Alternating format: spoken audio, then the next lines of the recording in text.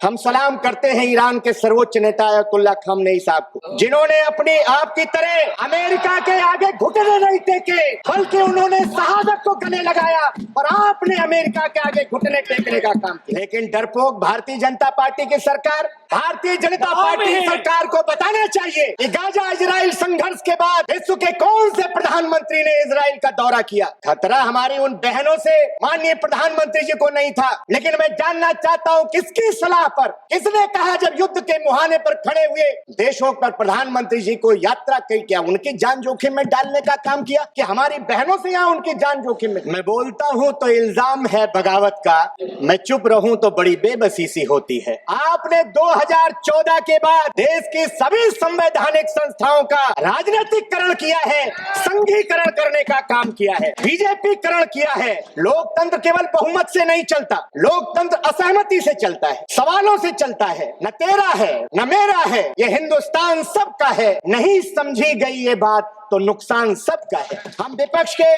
खासकर नए सांसद दिल्ली की चमक दमक देखने नहीं आए हैं सभापति जी, कैंटीन में मेदू वड़ा खाने नहीं आए हैं। हम अपने अपने क्षेत्र की लाखों जनता की उम्मीदें लेकर के दिल्ली आए।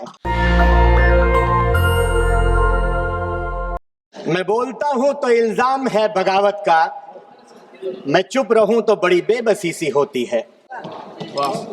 सभापति जी, आज 39 बरस बाद भारतीय जनता पार्टी सरकार के कुकर्मों के कारण हमें अपने शानदार लोकसभा अध्यक्ष आदरणीय श्री ओम बिरला जी के खिलाफ अविश्वास प्रस्ताव लाना पड़ा है। मैं आदरणीय संसदीय कार्य मंत्री जी को बड़े गौर से सुन रहा था कल। उन्होंने बड़ी चालाकी से विपक्ष पर दोष मढ़ दिया। बड़ी चालाकी से संसदीय कार्य मंत्री ने विपक्ष पर दोष मढ़ दिया कि हम देश की संवैधानिक संस्थाओं को कमजोर कर रहे हैं। सच तो यह है, आपने 2014 के बाद देश की सभी संवैधानिक संस्थाओं का राजनीतिकरण किया है, संघीकरण करने का काम किया है, बीजेपीकरण किया है। अब इस लोकतंत्र के पवित्र मंदिर के महान आसन का भी आप बीजेपीकरण करने पर आमादा हैं, आसन की मर्यादा तार तार करने पर आमादा है। इसलिए हम विपक्ष के लोग इस आसन की गरिमा को बचाने के लिए अविश्वास प्रस्ताव लेकर के आए। आसन हम सबको संरक्षण देता है, लेकिन बीजेपी सरकार आसन को कठपुतली बनाने की चेष्टा कर रहा है। इसलिए विपक्ष आसन के संरक्षण के लिए अविश्वास प्रस्ताव लेकर के आया है। जब संसदीय कार्य मंत्री गिना रहे थे, इतना शून्य काल में मौका दे दिया, इतना पॉइंट, इतना कानून मंत्री कह रहे थे कि हाँ इतना हमने मौका दे दिया। पीछे बैठे सदस्य कह रहे थे कोई पॉइंट ऑफ ऑर्डर नहीं, बैठ जाइए।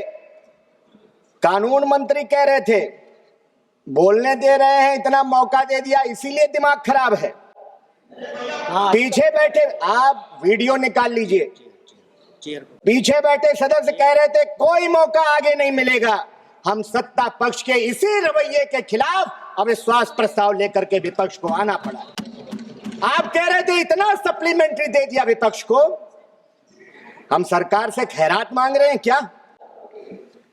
हाँ, माननीय अध्यक्ष जी ने दिया है समय, ये उनका बड़प्पन है, उनका विराट व्यक्तित्व दर्शाता है। 21 महीने के कार्यकाल में हम समाजवादियों को और खासकर हमारे नेता पीडीए के जननायक, शोषित, पीड़ित, वंचित, दबे कुचले लोगों की सशक्त आवाज माननीय अखिलेश यादव जी को उनका भरपूर स्नेह मिला है। इसमें कोई, हम इस बात को नजरअंदाज नहीं कर सकते। लेकिन डरपोक भारतीय जनता पार्टी की सरकार माननीय अध्यक्ष जी के आसन के पीछे छुप करके विपक्ष की आवाज को दबाना चाहती। श्रीमान राहुल गांधी जी केवल नेता प्रतिपक्ष नहीं है, बल्कि इस देश के करोड़ों आम आवाम की, वंचित वर्ग की आवाज है। इंडिया गठबंधन के 42% मतदाताओं की आवाज है। माननीय सदस्य ऐसा बोल रहे थे, कई सदस्य बोले, ऐसा लग रहा था कि वो अध्यक्ष जी के खिलाफ अविश्वास प्रस्ताव पर भाषण नहीं कर रहे हैं, वो नेता प्रतिपक्ष के खिलाफ अविश्वास प्रस्ताव आया है उस पर भाषण कर रहे थे। लोकतंत्र केवल बहुमत से नहीं चलता, लोकतंत्र असहमति से चलता है, सवालों से चलता है। जब विपक्ष की आवाज को दबाया जाता है तो केवल विपक्ष की आवाज नहीं दबती, बल्कि करोड़ों आम आवाम की आवाज दबती। हमने पुराने सदन के अंदर श्रीमान अटल बिहारी वाजपेयी जी का भाषण सुना है, कम से कम उनसे सीख ले लेते। उन्होंने कहा था, कबीरदास जी का वो दोहा पढ़ा था कि निंदक नियरे राखिए आंगन कुटी छवाए, बिन पानी साबुन बिना निर्मल करे सुभाए। सदन की गरिमा बनाए रखना क्या सिर्फ विपक्ष की जिम्मेदारी है? मैं मानता हूं उससे बड़ी जिम्मेदारी सत्ता पक्ष की है। मुझे आज आदरणीय गुरु उदय प्रताप सिंह जी की कविता की 4 पंक्तियां बरबस याद कर आ रही। न तेरा है न मेरा है, ये हिंदुस्तान सबका है, नहीं समझी गई ये बात तो नुकसान सबका है। आदरणीय सभापति जी, आज 12 दिन से हमारे 8 साथी संसद की सीढ़ियों पर दिन भर बैठे रहते हैं। मैं मानता हूं आदरणीय अध्यक्ष श्रीमान ओम बिरला जी का मन जरूर द्रवित होगा, क्योंकि जितना 21 महीनों में मैंने उनको जाना है, अगर वो आसन पर होते तो शायद ऐसा फैसला नहीं होता। ये बीजेपी सरकार ने आसन से जबरदस्ती फैसला कराने का काम किया है। आदरणीय सभापति जी, बीजेपी सरकार को बताना चाहिए कि गाजा और इजराइल में जब संघर्ष हो रहा था, क्या विश्व का कोई प्रधानमंत्री ने इजराइल का दौरा किया है?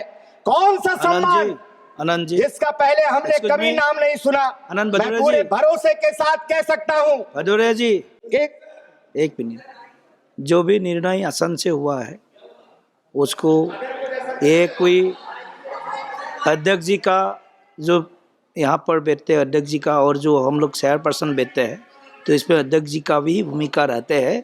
तो आप आसन का मर्यादा को आप कम मत रखिए। आसन को आप सम्मान देने का आप दिशा रखिए। मर्यादा की बात कर रहे हैं। वही माननीय सभापति जी, अगर कोई असंसदीय लगे तो आप आसन से बुलवा रहे हैं, शब्द बदल सकते हैं। ओम बिरला जी अच्छा है तो आसन भी अच्छा ही है। अरे दबाव इसलिए भारतीय जनता पार्टी सरकार को बताना चाहिए कि गाजा इजराइल संघर्ष के बाद विश्व के कौन से प्रधानमंत्री ने इजराइल का दौरा किया? खतरा हमारी उन बहनों से माननीय प्रधानमंत्री जी को नहीं था, लेकिन मैं जानना चाहता हूं किसकी सलाह पर, किसने कहा जब युद्ध के मुहाने पर खड़े हुए देशों पर प्रधानमंत्री जी को यात्रा की, क्या उनकी जान जोखिम में डालने का काम किया कि हमारी बहनों से यहां उनकी जान जोखिम में थी? हम सलाम करते हैं ईरान के सर्वोच्च नेता अयतुल्ला खामनेई साहब को, जिन्होंने अपनी आपकी तरह अमेरिका के आगे घुटने नहीं टेके, बल्कि उन्होंने शहादत को गले लगाया और आपने अमेरिका के आगे घुटने टेकने का काम किया। आदरणीय सभापति जी, जिस दिन घटनाक्रम ये हुआ है जिसकी वजह से कांग्रेस पार्टी की अगुवाई में पूरे विपक्ष को अविश्वास प्रस्ताव लाना पड़ा, उस दिन आसन पर ज्यादातर समय सभापति ही विराजमान रहे। आप उस दिन की वीडियो फुटेज निकालिए। सत्ता पक्ष के एक माननीय सदस्य जो सदन के हाईजैकर हैं, सदन के माफिया हैं, खड़े हो गए। सब वर्ड जो है उसको हटा दीजिए। खड़े हो गए। सभापति जी ने उनका नाम भी नहीं पुकारा, माइक ऑन हो गया। आप निकालिए वीडियो फुटेज और लगे न जाने कौन कौन सी किताबें दिखाने और उनका संदर्भ देने। हम लोगों ने पीठ से आपत्ति की, तब जाकर उनका नाम पुकारा गया बीच में। माननीय अध्यक्ष जी माननीय अध्यक्ष जी पहले ही व्यवस्था दे चुके हैं। एक मिनट माननीय रविशंकर प्रसाद जी, क्या माफिया ने कहा, बोल लिया इसी के लिए माफिया सब लौटवाइए। हटा प्लीज कौन हाउस के हाईजैकर हैं, हाईजैकर हैं। बिना अनुमति के माइक कौन होता है और जो मन में आता है उस सदन में कहते हैं। ये चीज बर्दाश्त योग्य नहीं है, किसी के भी बारे में कोई टिप्पणी करेंगे, बर्दाश्त नहीं करेंगे सर। आपके अलाउ किया है मैंने, यू आर नॉट अलाउड बोल रहा है। आप उस दिन की यू आर नॉट अलाउड, आप बोले सभापति जी, आप उस दिन की वीडियो फुटेज निकालिए। भाषण आधा मिनट हो गया, 1 मिनट हो गया, हम लोग चिल्लाए कि सभापति जी आपने तो नाम ही नहीं माननीय सदस्य का पुकारा है, उसके बाद उन्होंने बीच में नाम लिया कि माननीय सदस्य का। और अध्यक्ष जी पहले व्यवस्था दे चुके हैं कि माइक का कंट्रोल उनके हाथ में नहीं है। हम इस व्यवस्था के खिलाफ अविश्वास प्रस्ताव लेकर के आए कि माननीय अध्यक्ष जी के हाथ में कंट्रोल दीजिए। माननीय सभापति जी, हमने देखा है कि कुछ लोग जब आसन पर बैठते हैं तो हमसे कहते हैं कि 30 सेकंड में अपनी बात रखिए, 30 सेकंड में अपनी बात रखिए, और खुद आसन पर बैठ करके लंबा लंबा भाषण देते हैं।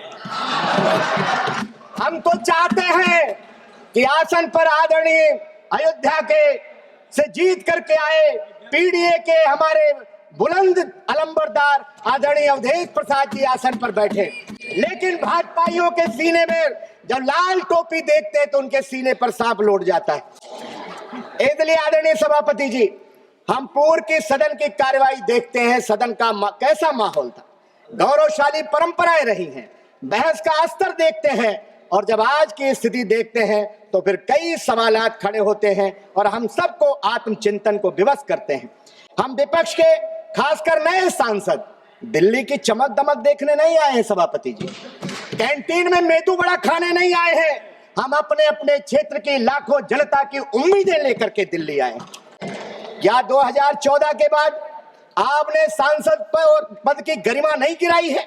आपने पूरे देश में और खासकर उत्तर प्रदेश में सांसदों विधायकों की गरिमा को अफसरशाही के हाथों में गिरवी रखने का काम कर दिया है।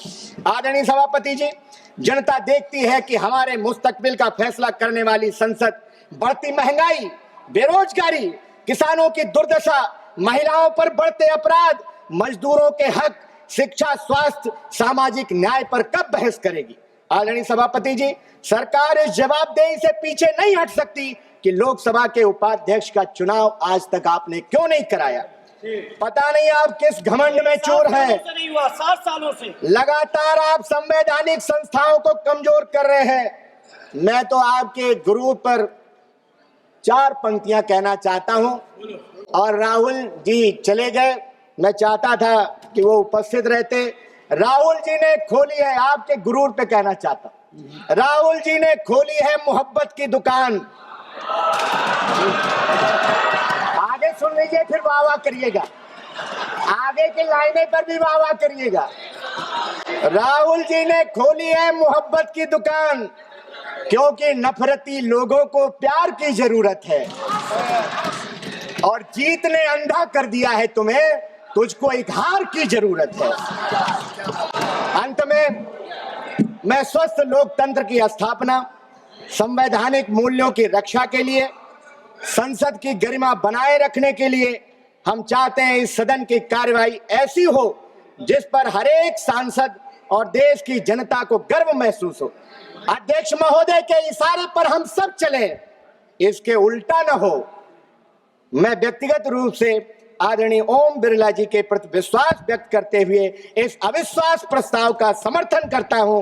जय हिंद, जय समाजवाद, पीडीए जिंदाबाद, माननीय अखिलेश यादव जी जिंदाबाद, समाजवादी पार्टी जिंदाबाद। आपने समय दिया, बहुत बहुत धन्यवाद। धन्यवाद जी।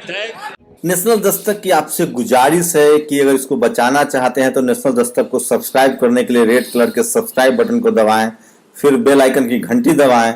नेशनल दस्तक को बचाने के लिए बहुत जरूरी है कि हर खबर को शेयर करें, लाइक करें, कमेंट जरूर करें।